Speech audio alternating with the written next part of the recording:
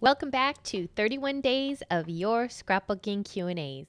Today's sponsor is the amazing Scrapineers.com, the online educational home for all digital scrapbooking enthusiasts.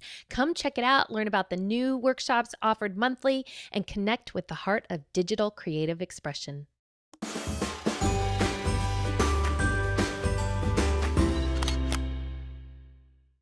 Today's question comes from Sharon, who says, "You have been such an inspiration. I love your monthly improv, but it got me to thinking. I began scrapbooking about 15 years ago with Creative Memories.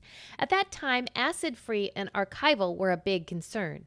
I don't seem to hear about it much anymore. Is it automatically taken care of when products are made these days? How important is that today? I don't want my albums to get brittle or the pictures to fade like the ones I have from the 70s and 80s.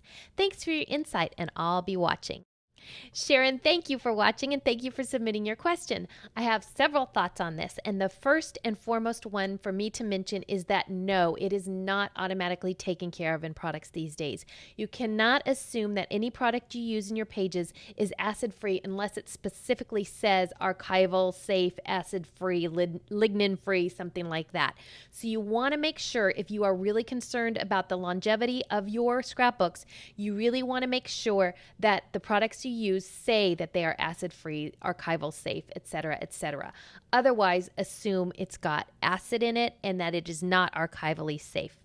Now, when it comes to scrapbooking, there are kind of a couple schools of thought here. One is that people are creating their pages for today, and they're not concerned so much about the longevity. And that is a completely valid approach when it comes to scrapbooking. In fact, I am somewhat concerned.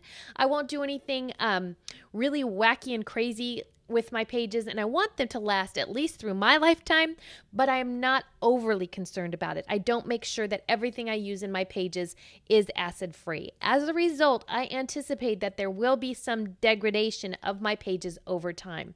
That's kind of just part of scrapbooking for me, realizing that it's not going to last forever, no matter how archivally safe it is. Even some of the photos we've developed these days will say they're good for 100 years. Now, the difference between being good for 80 years and 100 years, you can judge whether that extra 20 years in there is of importance to you.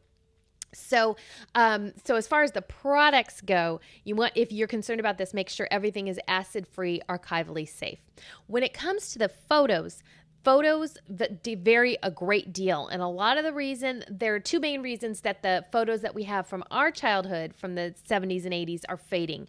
One is that they weren't made to last. Whatever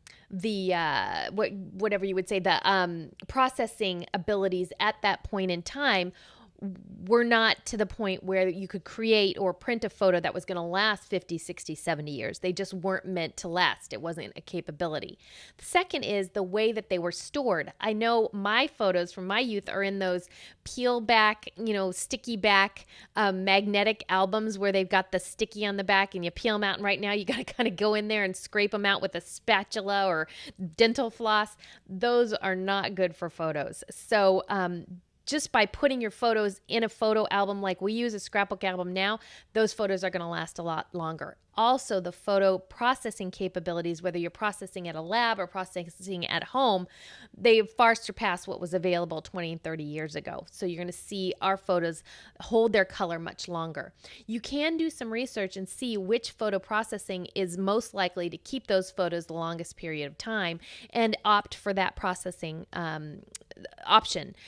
Or like me, you can kind of just say, okay, it's going to fall apart at some point. I'm going to enjoy creating them now. And I also figure that 50 or 60 years from now, when my grandkids are starting to look at my albums and there are going to be all sorts of restoration processes to bring those pages back if they start to fall apart a little bit. Just like now, we have the ability to scan old photos in and repair them and do things to them now. I figure that technology is going to be so advanced a generation or two from now that I'm not too concerned about my scrapbook pages now.